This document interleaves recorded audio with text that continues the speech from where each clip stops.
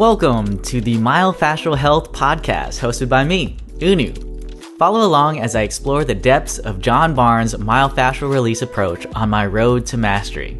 Along the way, I'll be sharing the lessons I learn as I open my myofascial release practice in Austin, Texas, so that you don't have to make the same mistakes I do.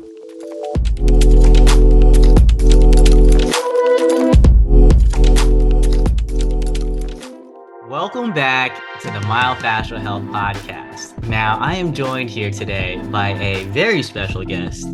She has been a physical therapist for 24 years, an MFR therapist for 1 year now. Her, what would you call it? Anniversary. Your 1 year anniversary was in March. She has opened her own private practice, and she also works at Home Health. She's a fellow climber, a mother of two girls who are her world. It's my honor to introduce Christy Seip. Thank you so much for joining me on this podcast. You're welcome. Thanks for having me. So we had met on equine myofascial release in Sedona. It was led by Tamara Thomas. Really great course. And yeah, I guess for me personally, I don't have experience being around horses. And so I was very much there to kind of deepen my own understanding and my feel for myofascial release. But I was always kind of looking at those who were very comfortable with horses and just seeing how you handled yourself, how you held your ground, and how you created space, not only to hold space for the horses, but also for yourself to let them know that, hey, you were there. And you are definitely one of those people who seems to be naturally inclined to working with horses. Can you let us know how about going into that work? Well, I grew up with horses. My dad was from Minnesota, grew up on a farm, so he had horses his whole life. And so I was introduced to horses probably, I don't know how old I was, but probably at 4 or 5, and would ride in the saddle with my dad on these long mountain rides pretty much every weekend. My dad, I have 2 other sisters, so he knew he was never going to have boys. So whatever he would have done with boys, he did with us girls. And we went horseback riding. Oh, that's awesome. See, I come from the opposite. I have all brothers, no sisters. So my mom wished she would have had a girl, and she was like, when she was pregnant with me, she was craving pickles, which she had never had. And she's like, oh, this one's going to be a girl. This one's going to be a girl. And then I popped out. Disappointment ever since. No, I was just kidding. But we all love each other. It's cool to hear that you had this experience that kind of helped you gain this familiarity with horses at a young age. And now you are, I would say, an equine MFR therapist. Is that fair to say? I would say that's fair to say. Perfect. Yeah, I really enjoyed that class. It was amazing. And was that the first time you had taken? Yes. Yep. Yeah. Yep. And I'm glad I did the whole series. That was phenomenal. It was worth it. And what makes you say that it was worth it? Like, if I was maybe on the fence, I don't know anything about horses, why was it worth it to take the entire series? Just because it expanded on, equine 1, equine 2, to me, built off of 1, but it was more of a spiritual component and energy component. And then 3, or the skill enhancement, was just really honing in on your skills and being able to assess and say, this is what I want to do with the horse. This is what that horse is showing, and actually putting it to use. So, and you're there and it's offered. So why not jump in with both feet and do it all? So I think it takes courage to do that. For me, I'll say that my experience was different. Now, I would recommend taking the whole series if you have that opportunity. Now, I will say that I had taken Equine 1 in Vegas maybe a year ago, and it was not covered. We were in the heat, and it was pretty brutal. Like, normally when we take seminars with humans, it's like, hey, I learned this technique, and then we train, and we do it on me. So we're getting treated at the same time as we're learning it. Whereas when we're doing horses, you're only treating the horse, right? Or the horses. And so I know that my shoulders are getting tight, or maybe my biomechanics weren't the most sound. And I remember feeling pretty exhausted after each Right. day in Equine One. Now, very different because it was held in Sedona, and the barn that we got to go to was amazing. I think every horse had their own stalls, it was covered. And so even though there were horses outside that we would treat, we had the opportunity to stay shaded. For me, I know, or maybe it could also be because we were in Sedona, but I know that I didn't feel as beat up after work up after at these equine series in Sedona. Would you have Yeah. anything to share? Do you think it was Sedona? Do you think it was the barn? Or do you think, hey, if as long as you have this passion and love for horses, it'll all work itself out? Well, I felt pretty exhausted at the end of each day too, because it takes your undivided attention and it takes concentration on your body mechanics. But I think there was probably a combination of the energy of Sedona and the cooler weather, especially at that time. But yeah, definitely the barn, getting out of the weather helped. Yeah. Definitely. And this particular barn, like it was right at the foot of Kentucky. So it was kind of majestic just to like be out there, and Tamara would always get us centered in the morning, work on the horses. And then yes, to reiterate kind of what you had shared, I think equine one is more structural. It's kind of, yeah, the structural component of MFR. And then equine two is more the energy and the intuition Right. and that piece of it, which some people had said, hey, maybe you should have reversed it and done, awareness piece first. But I think that it was done very well. I think, if you're not into energy right off the bat, and I know I was someone who was like that, where I was more about the structure and like, where do I put my hands in the feel versus like with horses, they're very energetic. They speak to each other Right. telepathically. And so I Right. think I personally prefer the structure in which Tamara and Mark, I think, had given it. Um, Right. but I know that there were certain personalities there who were like, hey, maybe we should have done this one first, because once you learn about the energy and to feel a horse's energy, you are more tuned. I would say you're definitely more dialed in. And then the skill enhancement at the end, I got a lot of value out of that because I don't work with horses, right? And so to be able to work with the horse and say, hey, this is how it walks. What did you notice? What would you fix? And actually to have that time to work with the horse from beginning to end for that session or that day, I now have the confidence to kind of see what I can do on my own. And on that note, tomorrow we are recording this on Friday, April 26th, and tomorrow, Saturday, April 27th, I will have the opportunity to work with my first horse. So it's cool to be able to learn this stuff, but to also be able to apply it in a real sense. What have you learned from equine that you have now integrated in your life? So probably more of the energy and spiritual component of the horses. I grew up with horses and I've always known that they are gentle giants. They're very fragile, yet they're so strong and powerful. But knowing how sensitive they are and really how big their energy field is, I think I took that for granted until I took this course. And so, I have three horses, and it's kind of like every time I go out to feed, I just try to put my hands on them.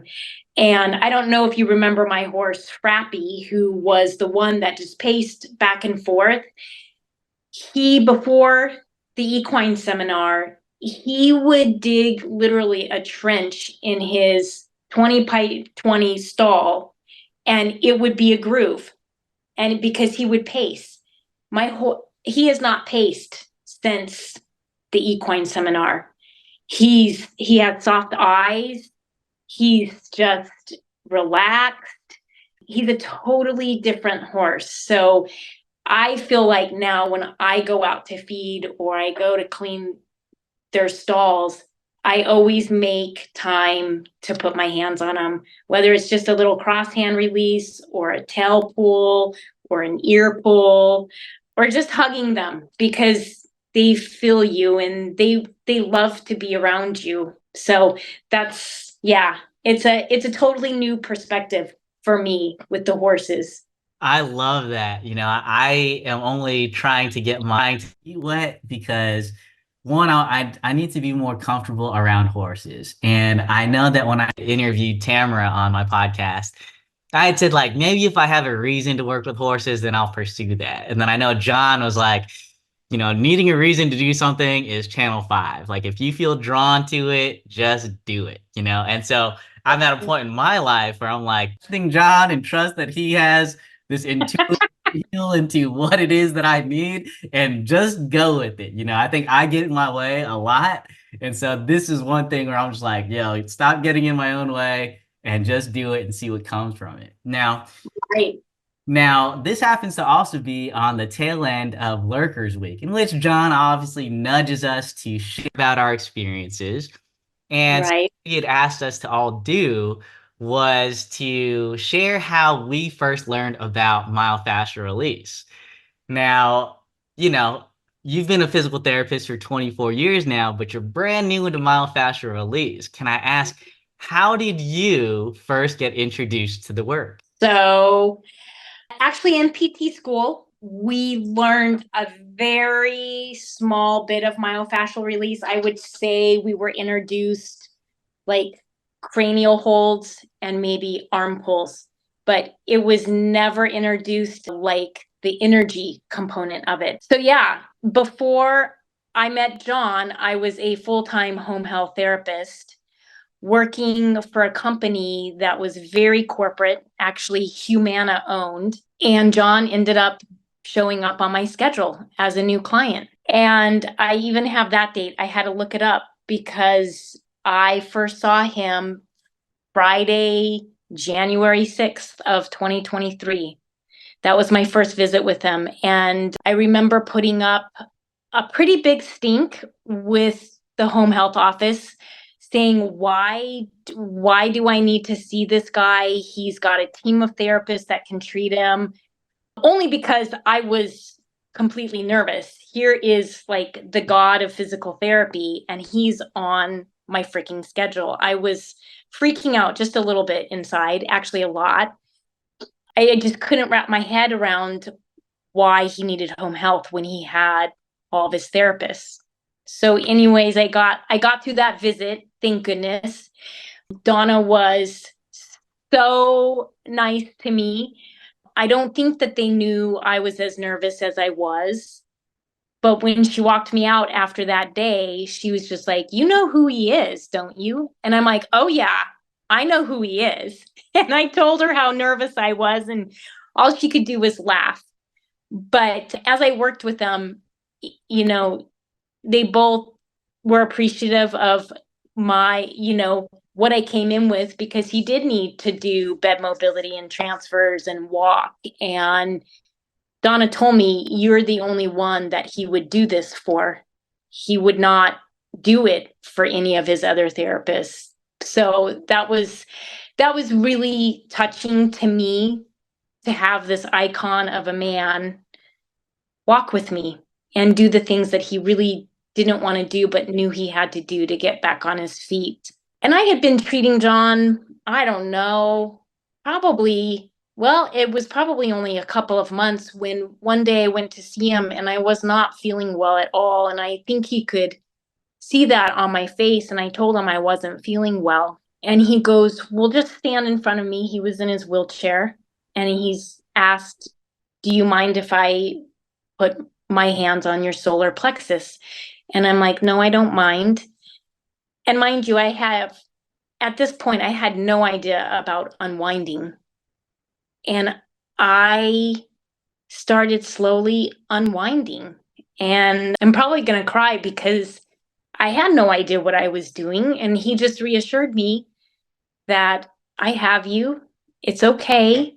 Just keep going with what you feel. And by the end of unwinding, I felt so much better. I had no idea what hit me, but I was in that out of body experience. I had no more pain in my gut.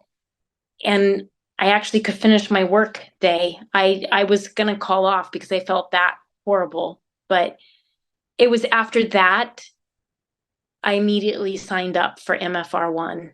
And I just signed up for MFR1 with no intention of taking the seminar. And after MFR1, I was just so blown away. It was so touching and so powerful. I remember calling my mom going, I have to do this, but I don't know what I'm going to do with the 40 home health patients I have to see this week.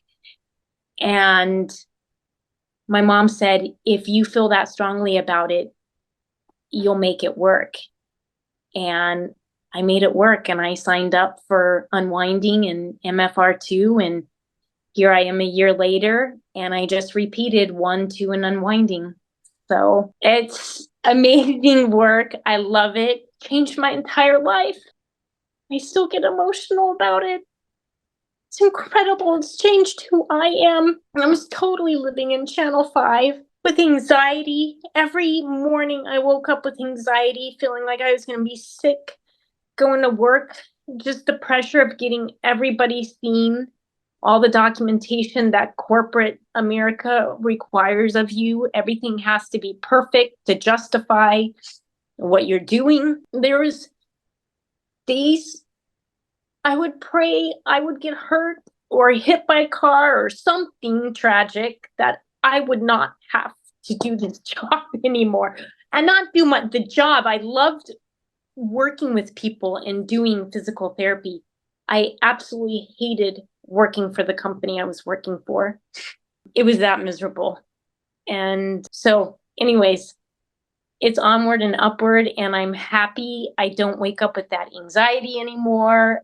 I wake up excited to see new people and to be able to help them and see them achieve what they want to achieve and get out of pain and run again and do their golfing again. It's incredible. I love it. That's awesome. Thank you so much for sharing that. I think it chokes us all up when we think about how it has served our lives. Myofascial release, John being the trailblazer to create it all, and how he's kind of loved us all in a sense in the ways that we needed to break away from the consensus consciousness of Channel 5. Now, Yeah. let's unpack a few things because when you had said that the first time you met John was not from a seminar, was not from getting treated, but actually being his home health physical therapist, I knew I had to interview on the podcast. I was like, who else has that story? Okay. And I will say, if you were nervous, I am almost 100% sure that they knew that. Because John is like very keen on feeling other people's emotions. I think he's an empath. I've never gotten a confirmation on this, but I know that he's very sensitive to energies. And Yeah. so if you are feeling nervous, I'm sure that he could sense that. But he has a really good way of telling you what you need in the moment. So it sounds like you had some anxiety and nervousness before going in. Is that correct? Oh, absolutely. Absolutely. I really had to talk to myself and tell myself, okay, this is just like any other person. You got to stick to your protocol. You got to, do your vitals. You got to muscle test. You got to see what they can do with how much help do they need to get out of bed? How much help do they need to transfer? So I really had to wrap my head around just sticking to that and staying focused. And he was very kind to me, very kind. He didn't throw me out of his house and call me an idiot. He lets you unwind into his lap. I mean, what a gentleman. What a gentleman. Okay, and then how would you describe John as being a patient? Because I know that not, I know that sometimes when I work with other physical therapists, let's say, like I'm working with a physical therapist right now, oftentimes they'll come in with a idea of what they need. And Yep. a lot of times that gets in the way of what I am sensing into. And so with John, having all these decades of experience, created his own technique and approach on how to heal people. And then you Right. going in there with that, I gotta follow these protocols, I gotta do this thing. How was Right. that received? John is a very good patient. He let me do my thing and he let me push him. And, another lap, or let's do some weight training. Let's do some isometric or resistive, range of motion. And he was a very good patient. And that's why he got better, because he wanted to get better. Yeah. That's But let awesome. me but let me tell you this. And Dawn and I laugh at this. So after I finished my MFR 1 and Unwinding in 2 series, I've never done anything else on him. Yeah, that's awesome. Okay. One, I mean, I'll give a little applause to John because I know if I was in that situation and we have our own preconceived notions about Oh yeah. the state of healthcare, the state of traditional PT, for him to just follow when he's this kind of trailblazer and a renegade, it's like that's awesome that he has the humility to follow directions. And ultimately, you could see that he just wanted to get better. And so all you Right, had to do was guide him in that direction. But right, I love hearing that. And I know when you shared that with me, I was like, I wonder what I would have done if I was his PT. And I can't help but think like I just don't know, like I think once you learn myofascial release and you see the positive effects that it can do, then that changes you because like right, why would you choose to work so hard if you didn't have to? And right. so Yeah. I love you sharing your experience. And then it sounds like you had a teaser of myofascial release in PT school, but it wasn't until you were John's home health therapist that you felt unwinding, and that's what motivated you to take your first seminars. Is that correct? That's correct. Yeah. That's awesome. Okay. And then you took how many courses? Because, like you said that you just felt strongly that this is something you were supposed to do, but you didn't know how you're going to make that work. Now, did that stop at that first vacation series? It sounds like you've repeated the vacation series since. What has been your trajectory with myofascial release in this past year, let's say? So kind of like equine.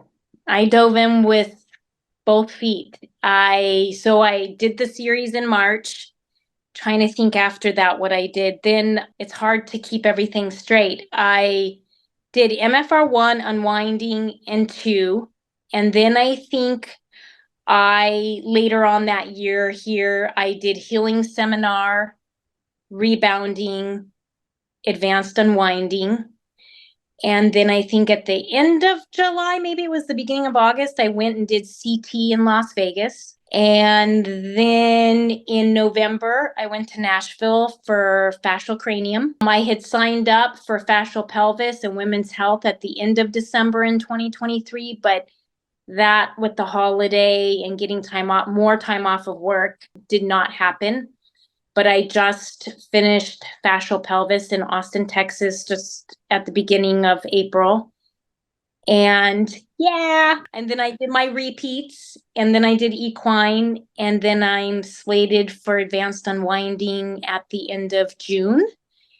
And then this year I need to schedule, I have paid for, but I need to schedule my T4T and my SES. So that's my path for this year. And then we'll see. I'm kind of the last minute queen. I kind of get a feeling and I go for it. So I might get that feeling to apply for MFR3 this year, or I may wait. That's up in the air. So So we'll I see. love that. I love that. Okay. The last thing you said was important. I was going to ask you, hey, like when do you plan on taking MFR3? And I love that you're saying, hey, when it feels right, like it might be a last minute thing, hey, or I could wait. And what I like hearing about that is there's no rush. I think a lot of Right. people are rushing to get there. And I'll say that I was one of those people where it's not the exact same journey as you, but for me, I know that I had taken my first vacation series and I was like, what is this? Like, is this what it seems to be? Because it cut so hard against the grain. It went against everything that I had learned. And while I agreed that like the state of healthcare in America is garbage, that, Right. like, is this thing the real thing, And I was kind of a madman in my own right, where I took a bunch of vacation series in 2019 to the point where after my last, I think I had taken like four. There were two in Austin, one in Key West, Florida, and I think I took one in Sedona. And I remember towards the end of it, I started feeling guilty because I was like, dude, I'm spending all this money taking these seminars, and not everyone has the opportunity to do that? But Right. but then the pandemic happened. I was like, thank God I took all that because I wouldn't have had that opportunity for like a couple of years. So it's just follow what you feel guided to. Obviously, Yeah. feel the emotions that you feel, but like there was no point for me in feeling negative other than when I compared myself to others. And that is often my Achilles heel, or I would say for a lot of people, I think comparison is the thief of joy. And Yes. so when you compare, Very. whether it's you against somebody else or whatever it may be, you don't give yourself the credibility of who you truly are. And you are Right. your own unique individual. Did you have any of those thoughts as you were taking all your courses in this past year? No, I think I've lived my whole life in my own little world. And I don't mean for that to sound like I don't care about anybody else, but I remember in high school and college, I get so focused on what I'm doing that that's all I care about. And after unwinding with John and taking those first classes, I couldn't get enough of these classes. And that's why I just jumped in with both feet. And I've, and I don't know, I feel like life has been hard because I don't ever feel like I was the typical PT and book smart and could remember all the orthopedic tests and stuff. I've always treated off of intuition and I've always lived my life that way. Like, oh, this feels right. Okay, let's do it. Let's jump out of a plane. I've skydived too. And I don't know. And so that doesn't really fit that channel 5, but yet in the PT world and in the healthcare system, you have to be in that channel 5. And so I never really fit. And I feel like I think that's why I feel so comfortable and at home with MFR because I finally fit in the puzzle piece. And I love it. And I try not to make plans because it never fails. Anytime I make plans, it doesn't work. So that's why I kind of go with the flow. And if at the last minute I sign up, then that's what I do. I love that. I think when it's meant to be, it'll be, and it's based off your feeling. And I would say, I think when you share that, you're like, I didn't fit in. I wasn't typically book smarts and memorization and yada, yada, yada. But that is only the conscious mind, which is only 1% of what we can perceive about the world. Whereas what I feel like or hear you saying is, I've always followed my intuition. I've always trusted my gut or my feeling on Mhm. things. And that's why when you moved into myofascial release, you're like, oh, I fit here. But it's the Mhm. fact that John has created this container for us to follow our intuition, where, medical stuff is all about objectivity and all these Mhm. research studies, right? Where, yes, that Right. does play a role, and I'm glad that those things exist. But there's this feeling intelligence that John educates about that is talking about your subconscious mind, which operates at like 10 million to one. And so if you can actually Mhm. start to feel those things and trust them, then you're actually Mhm. operating at a capacity beyond anything that you could perceive consciously. So Right. maybe yours is a little backwards, but I think deep down, you've always known to trust your own intuition, the way that you were feeling. Whereas I was very much someone who was stuck in my head. I had to weigh the pros and cons and make a decision that has bit me in the butt on multiple occasions because I didn't follow what I felt. I could convince myself that something was right when it wasn't. And oftentimes that's based on, like perception or something like that, not something that was true to my own essence. Now, Right.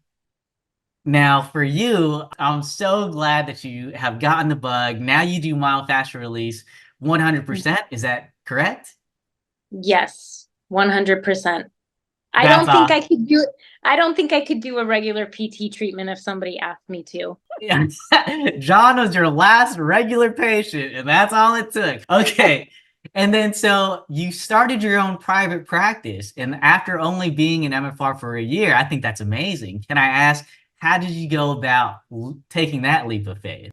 So I think before I found MFR, I felt so stuck working for the home health company. I knew I needed to do something. I could feel myself getting sick. I mean, I think the last time I went to the doctor when I was working for this home health company, my blood pressure was like 190 over 90. What I was not doing well, and I was just trying to push through. And I always knew I needed to do something, but I've always been so afraid to go out on my own because I knew that that meant I had to take insurance in order to get paid. And so I really struggled with, am I going to do that? Am I going to take insurance and just bite the bullet and not do home health? I mean, I had to. I felt like I was held at gunpoint and I was either going to shoot myself or jump off a cliff or something. So I started that process. I got Medicare credentialed. I did a website. I just figured, I'm going to start small. I'm going to have a traditional PT clinic where I bill insurance. And then that all flip-flopped. Like I met John and I started taking MFR, and it's kind of like, oh, I don't have to take these insurances. And it's interesting because when you do trust yourself and you do trust the work you're doing, people gravitate towards that. I've started with maybe 2 or 3 people, and the word spreads like wildfire. They referred their friends referred their friends, and it has seriously grown. And just this week, another milestone. I don't know, Jody Hendricks and her husband Michael Rinde. They they are myofascial release, John Barnes myofascial release practitioners here in the Sedona area, and I know they're starting to taper off. And it was such a nice compliment. They referred a couple to me just this week. And so it's really nice. I was also nervous because there are a lot of therapists in Sedona, but it's very comforting to know you have that support network and you can refer to each other, if you can't fit somebody in. And it's really nice. And I'm can't tell you how happy I am, but I'm so happy right now. I think we So, could feel that. We could feel that. Now, I think a lot of people go through your same process, right? Like you're in this dead end job, you're getting burnt out. Now, I mean, I felt that. I've never wished that I got hit by a car or had an injury or anything like that. But I pretty definitely bad. saw the writing on the wall where I was like, I literally cannot do this for the next 30 years. Like something is gonna give. And it's like I can push myself. I think I heard you say like, man, I'll just keep pushing and keep pushing. I think a lot of us will think that. It's like, dude, if I just keep at this for a little bit longer, something is gonna happen. But unless something changes, nothing is gonna change. And so it's kind Right. of wishful thinking. And then it sounds like you found myofascial release at this period of time where everything was pretty chaotic. And now Yes. you've seen that, hey, it was all kind of fed into you of saying this is the way it's supposed to be or it should be. And you've broken out of that mold to say it doesn't have to be like that. I don't have to take insurance. I don't have to do these things as long as I'm true to myself, the work, and ultimately in the service of others. Now, if you Right. were talking to someone who was stuck in that situation where they're like, I just graduated PT school. I am 6 figures in debt. I have to get this job, and I am terrified of doing anything on my own because I'm a new grad. But, I'm seeing 4 patients an hour. I am spending my weekends with documentation and I am burnt out and unhappy, what would you tell that person? I would probably give them the advice of, maybe looking into myofascial release practitioners in their area that they can start working part-time with them. I mean, I think when you're in that financial situation, you still have to have some sort of income coming in that you can depend on. So in a sense, and it is a process. I remember talking to John about this. Like I just can't keep going with home health. And he goes, well, it'll happen. Just slowly start to see your own, but keep that on the side. And you felt like it was never gonna happen, but that's the channel 5. You have to be patient and trust, and it happens. I mean, I would say if I look at my schedule right now, most of my days are filled with my private patients, and maybe less than a third of it is filled with home health. Yet that home health keeps giving me a consistent salary until, my whole entire schedule is filled with private myofascial release patients. So I would give them the advice of maybe trying to scale back, trying to negotiate with their current employer on, how many hours in order to keep their benefits and keep getting a salary. And then they may have to, I worked 6 days a week for a while, which felt really daunting, but it eventually pans out where you're not doing that. You're working a normal schedule. And there's times that it feels like it's never going to get there, but it does. It does. It's been a year in the process, and it feels good looking back now. At first it didn't. I'm just like, God, what am I doing? I am so crazy, but I'm glad I'm that crazy lady. Yeah, it's the crazy ones that change the world, because you don't just succumb to the status quo and say, okay, well, this is life now, because it sucks, like it is in a place where when you shared, it's like, I really was wishing that something terrible would happen to me so I wouldn't have to keep doing this. And Yeah, and I and really that's was.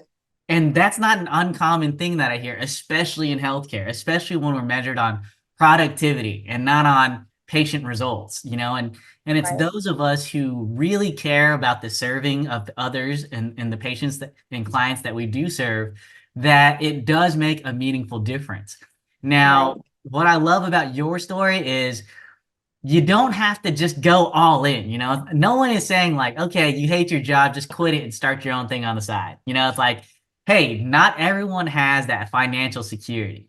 And so Mm-hmm. something that you've done is you still kept your home health, but as your side hustle has grown, you've been able to kind of taper off from that. I think before this conversation started, you were like, it's like 50% home health, 50% private. And I'm like, that's awesome, right? So you're building up that caseload and you're getting referrals, word of mouth is spreading, and then you can start to say, okay, this home health, it provides that stability, and that's something that people do need. Right. I'm not going to say like, just trust that it's going to work out, and then you're like, not eating for a few days or whatever you're having to Right. sacrifice. Right. Yeah. And one thing I should say is that one home health company that I was very miserable at, I did quit that company and I found a different company that is so much better. And so that was a nice transition too. And that's why I said, for the people getting out of school, try to find a company that is willing to work with you. This new company that I'm working for, I told them what I'm doing. I was upfront and honest and said, I'm really trying to grow my own practice. And if you're okay with that, I'll see your people on the side and make time for them. But this is my goal. And they are completely happy to work with me on that. And how would you communicate? Because like when I hear that, it's like I would my first thought is they wouldn't want you to work with them because it's a conflict of interest. But you're saying, hey, as long as you are communicating it up front, see what they will be willing to work with. Is that correct? Right. Or was there Yeah. go ahead. No, that's absolutely correct. And the way I went about it is, home health is completely different from private practice or outpatient. So you're not really competing for that home health patient, right?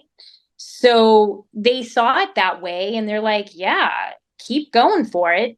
But we need a PT. And they were a fairly new home health company coming up to this area. So it was a nice sweet spot. They needed me and I needed them, and we came to a compromise, and it's beautiful. It's nice. I get a salary every 2 weeks, and I see the few people they throw my way, and the rest is mine, my MFR patients. So it things do work out. The universe definitely provides for all of us. There's plenty of work for all of us. Yes, there is. And I think that's just a mindset of abundance. And I think that's one of the most important things you have to have when you start business, because it's so easy to fall into the comparison trap that you'll have a scarcity mindset. You'll say like, "Oh, if Christy is seeing someone in Sedona, then if I try to open up my spot in Sedona, there's going to be less patients." But what you have learned firsthand is, hey, there's a ton of us in Sedona, John included, including John's Therapy on the Rocks clinic. Right. But that Yeah. doesn't mean that I can't be successful in starting my own MFR practice. And on top of that, the therapists around there have also referred to me. And it's comforting to know that I have this network that I can lean on, and that, if I can't treat someone, hey, I have someone to refer to as well. So it's Right. that idea that, hey, there's more than enough work for all of us. And just someone is getting patients doesn't mean that you're not.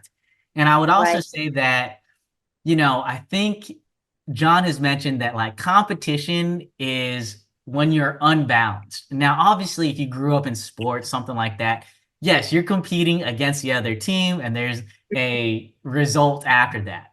But in the Right. real world, you're just competing against yourself. And so So, and if you can just be better every day compared to the version you were yesterday, then that's all you ever need to worry about.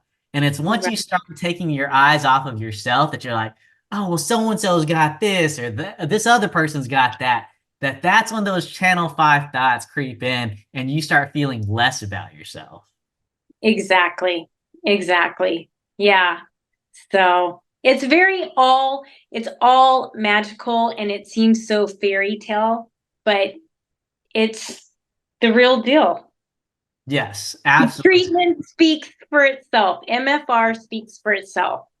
And it's just like lighting a fire. It just keeps burning. Exactly. And I'll say that, something that you had shared is, you started your journey and there is even a thought, you're like, what am I doing? Am I just being crazy for doing this? And it's that channel 5 thought that kind of creeps in. And Hmm. I think the best way to mitigate that is just to reduce the amount of risk that you take. So in my situation, when I ended up quitting my job, I had thought, what have I learned in the past 3 months? How much was it because of my workplace actually teaching me things, and how much of it was actually because of me pursuing things on my own? And ultimately, I realized, hey, I am learning things because I am doing that pursuit on my own. And I also Hmm. thought, if this doesn't work out, then the worst case scenario is it doesn't work out and I can find another dead end job that I don't like. But it's like Right, right, you have nothing to lose and everything to gain, because you're going to be right back in your miserable life if you don't change anything, right? right. And then I was reading The Alchemist, which I would recommend to everybody if they've never read The Alchemist, by Paulo Coelho, I think is how you pronounce his name. But there's a quote that he had written in there, and it was, when you can't go back, then you only have to worry about the best way of moving forward. So not to have any Yeah, regrets of the past or, oh man, I shouldn't have done this. It's right, like, I've already done that. I'm right. going to focus on the present and the future. And I would say Right, that present piece is a very much myofascial release wisdom. It's like, how present are you? How grounded are you? How centered are you? And I don't know that John has ever said this, but I feel like it would resonate. And it's like, a lot of times we're chasing time. We have to do things quickly, or right. this is only successful if we're productive, or yada, yada, yada. Whereas when you are centered, then you are still. And when you're present, it's this stillness. And time then moves through you. You're not chasing the time. And I think Right. once you allow life to unfold in the ways that it's supposed to for you without you forcing it, that's when the beauty comes of it. Because there's these things that we get drawn to that could not have been planned for.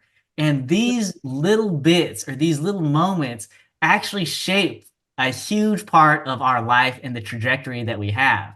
And so for you, you're like, I think you've been more intuitive about this than myself for sure. And I would say a lot of us, but you're just like, yo, this felt like it was something I needed to do. And I just did it.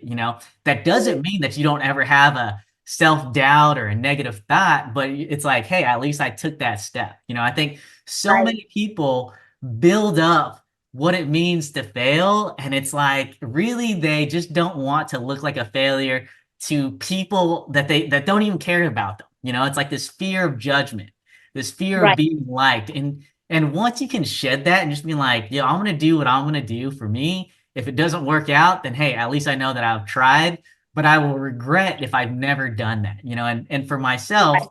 I was someone who was, thinking about opening up my own thing for like 2 years. And at some point I was like, okay, Unu, you keep saying you're going to do this, but you're not doing it. So what Yeah. is it that's keeping you from doing it? Because Yeah. you've done the research.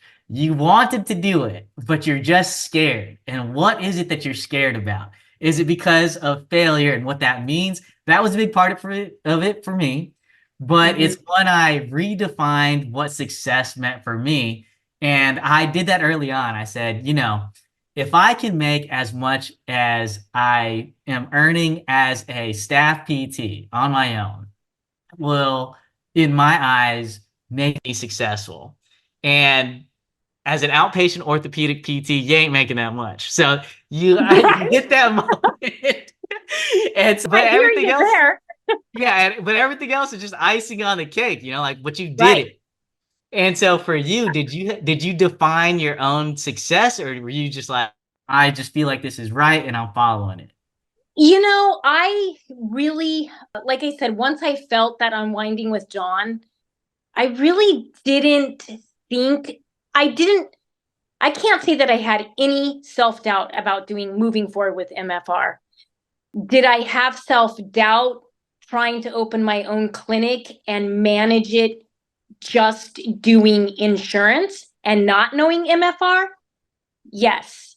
I did not think I would be financially successful. Not that that was the most important thing to me. I wanted to treat and get people better, but unfortunately, you always have to think of that financial component. And I wasn't going to I guess I didn't feel like it was fair for me to take that financial risk for our family. I mean, I didn't want to have my husband have that burden of like scooping me out of, debt if I wasn't successful. But once I started MFR and just progressed with the classes, I really haven't even thought of the financial component of it because it just seems to be like overwhelmingly successful. Like, and I think I need to keep taking classes because every time I go to a seminar, I get like 4 or 5 calls of new patients. So I think I just need to schedule seminars every other week. I'm getting those new patients. But yeah, I feel like it's a nice, and of course I have a great setup. I mean, I'm just working out of my home, and so I don't have that overhead. So everything I do is just gravy. So MFR has totally changed my perspective. I'm not so much focused on the financial part of it because it's kind of just, I don't know, there's an abundance there. I don't know if that answers your question. But like I said, I have no doubt with MFR that my business will be full and successful someday. It's in the works. But if I wasn't relying on MFR and just relying on standard PT and insurance, forget it. Forget it. It wouldn't happen, you know? Yeah. Yeah, I think you are in channel three. I think the reason why we do get into this work is to help somebody else. Now, obviously, you do have to earn a living, right? You have expenses, you have bills to pay, you have rent or mortgage or all these things that you do that cost money to afford. And to say like, oh, I'm just gonna do this as a hobby, but then you have a family where it's like, dude, you can't just make that decision because it only affects you. You have to look after your husband and your daughters. I'm curious, you had this fear of, your husband having to bail you out or dig you out, you said.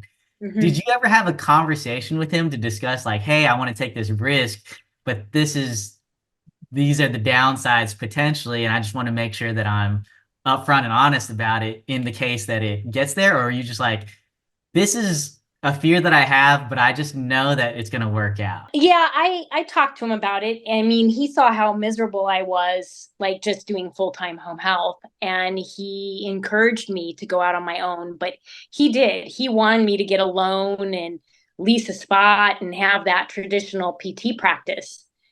And there was something in me, I knew that that was not right for me. And so when I started myofascial release, we had an extra room we weren't using. It was actually a storage room for furniture because we had moved back from Colorado. So I cleared that out. And he was a little upset with me working out of our home. He's still upset with me about that, but he sees that's a source of contention, but he's getting over it. He sees how happy I am doing this work, and I think it makes it all okay. Yeah, I think having the partner that is supportive at the end of the day, and even though it sounds like he's a little bit frustrated with you working and treating people out of the house, he sees how you are now versus who you were a couple of years ago or a year ago. And I think Yeah. that is, I think, what he's looking at and saying, man, she's a better partner, a wife, a mother, because she's gotten out of the situation that made her so miserable. I think I just know that that's Yeah. probably what he's feeling. Now, Yeah. okay, I do love your setup, and maybe that's just where you're starting, right? I think a lot of times people will have this image of what you would need to do, kind of what you said, like, oh, you're gonna, lease a spot, you're gonna take all these insurances, and that's because that's all you've ever seen or known. But to be a solopreneur, you actually have the option of doing it however you would like. And so Right. for me, I don't take insurance just because I don't want the headache. Like Right. I'm just working by myself, but I know that my family or friends around me, they're like, dude, take insurance. Like you're gonna get so many more patients, yada yada yada. I'm like, I tried to verify my own benefits and it took me an hour. So I can't do that for like anybody else just because like I just don't have that time in the day. But you'd be Right. surprised because that's all they've ever seen and they're gonna project that onto you. So you Right. have to know deep down who it is that you are and what you're doing it for. And so Mhm. now, like I've grown my practice. It's at a place where, hey, I feel good. The next component would be, if I were to start a family with my partner Yvette, what would that look like? And then my drivers change a little bit. Now, I would only say that because I think a lot of people think that you need a lot of money to start your own business. Whereas with this service-based business, you don't need that much. I guess, yeah, you're agreeing with that. How would you go about telling someone, hey, this is how you should start your MFR practice? So I would tell them exactly what I did. I got on Amazon, I bought a massage table, I cleaned out a room, I went down to the local, there's a sign shop. It was like, I think $30 to get a sign, having my business name, a phone number saying what does it say? Appointments made by phone call only. I didn't give really office hours because I still was juggling home health. And that's what I did. I mean, so I invested what, maybe $130 at the most, $200 to get a massage table, a couple of sheets, a sign. That's it.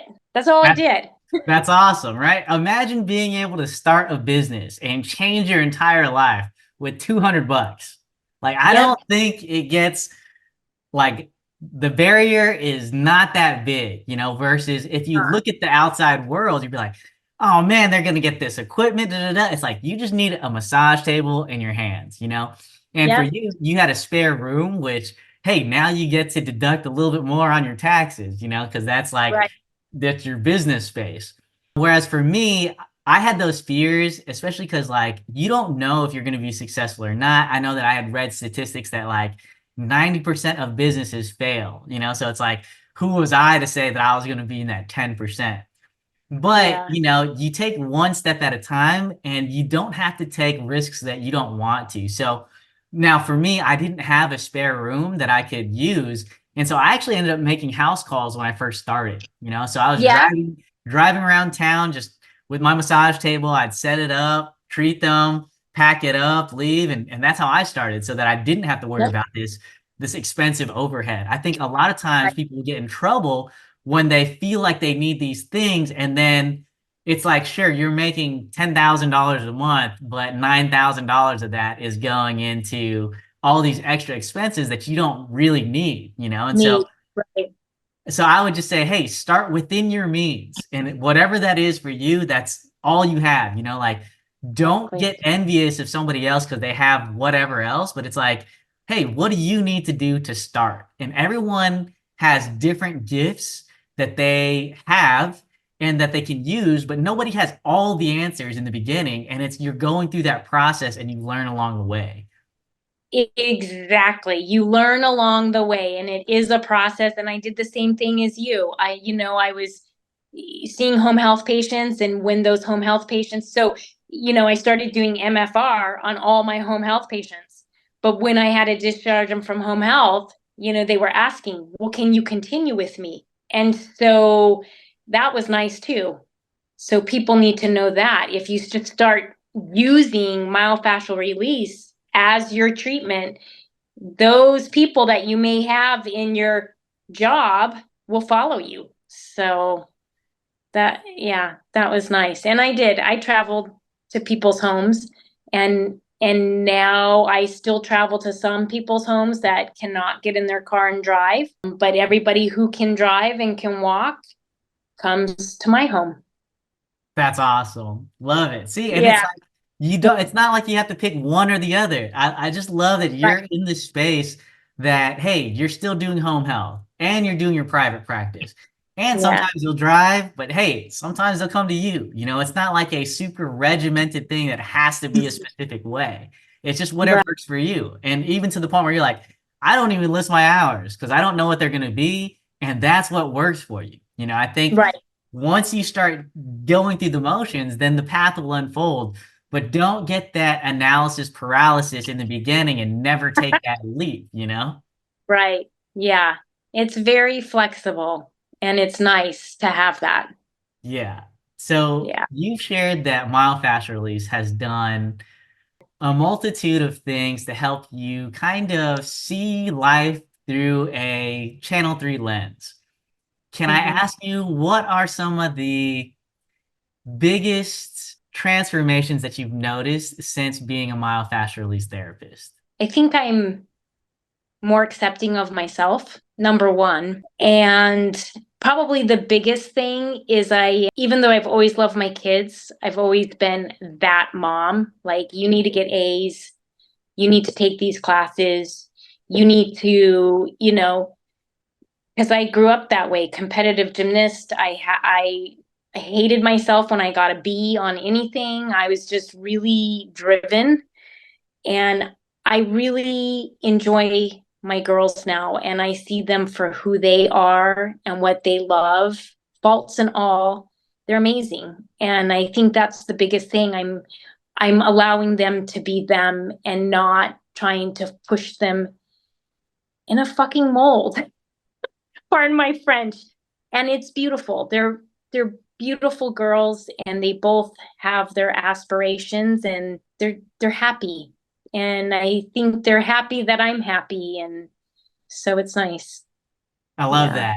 So something that I forgot who said this, I think it might have been a nice meme. Don't quote me on that, but I think it said that you don't see the things as they are, you see things as you are.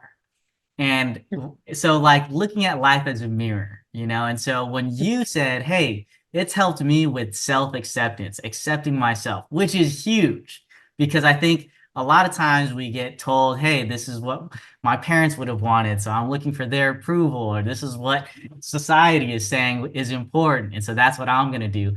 Whereas you're saying, hey, I am just accepting myself for who I am. And Mhm. once you did that, that allowed you to accept your daughters for who they are. And it's Right. that internal viewpoint that you had of yourself that allowed you to see them for who they were instead of you trying to fit them into the mold that you were kind of forced to fit in. I think Mhm. something that I've recently reflected on is, I tend to be really hard on myself. And so I can tell that I'm hard on others. And one of my important lessons that I had learned from equine was I can soften a lot. And just because it's softer doesn't take anything away from it. It actually allows me to be more receptive to the subtler things that are there that I wouldn't have otherwise noticed. And so that's Right. kind of a lesson that I'm kind of trying to not only accept about myself, but also to give grace to others.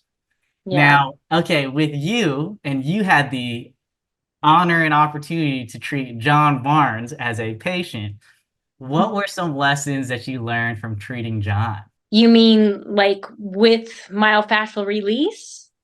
However you wanted to. Oh, well, so definitely centering myself, huge. And he's been a good teacher of that because I know sometimes I have gone in and like the traffic that I posted today, I'm just like, I'm sorry I'm late. And it's just kind of like he teaches you to ground yourself and get centered before putting your hands on somebody. That's I think the biggest thing. And it's nice. And of course it's very easy to ground and center yourself in John's presence because he's already there. So it's a nice pathway.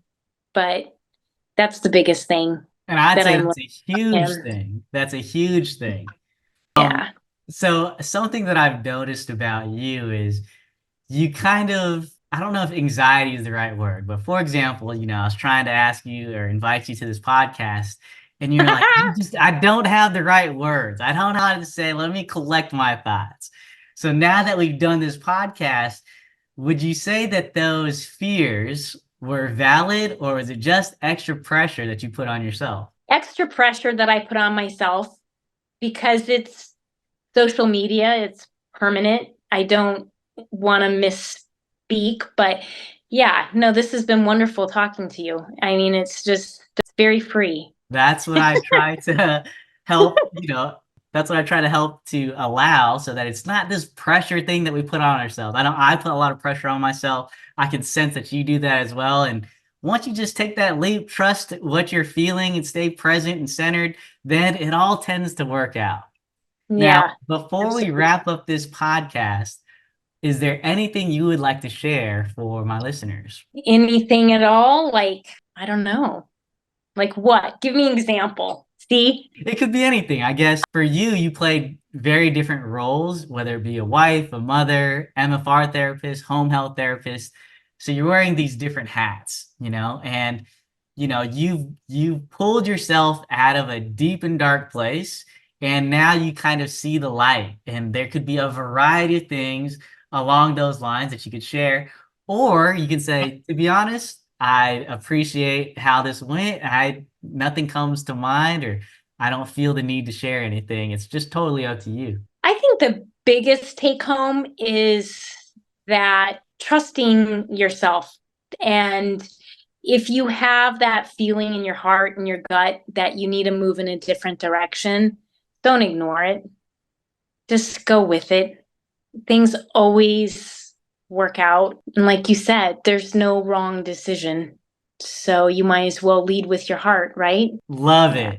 I don't think I could have said that better myself. So before we get out of here, how do people find you? How do people find me? I have a website. It's ariat/rehab.com. I just got a new business number, but I don't know what it is. But so probably my website, Perfect. And how do you spell that for my listeners? ARETE/rehab.com. And there are some other area rehabs like on the East Coast, but if they do that with Sedona, they'll probably find me. Perfect. Awesome. Thank you so much for being open and honest with us, Christy. I very much enjoyed this conversation. And yes, I just want to say kudos to you for following your intuition, your heart, becoming an MFR therapist now, and spreading this work to others and sharing your insights on what it took to get there. So I just want to say thank you so much for joining me on this podcast. Thank you for having me. It was my pleasure. Thanks for listening to another episode of Myofascial Health. I help myofascial release therapists create beautiful websites for their MFR practices, even if they aren't tech savvy.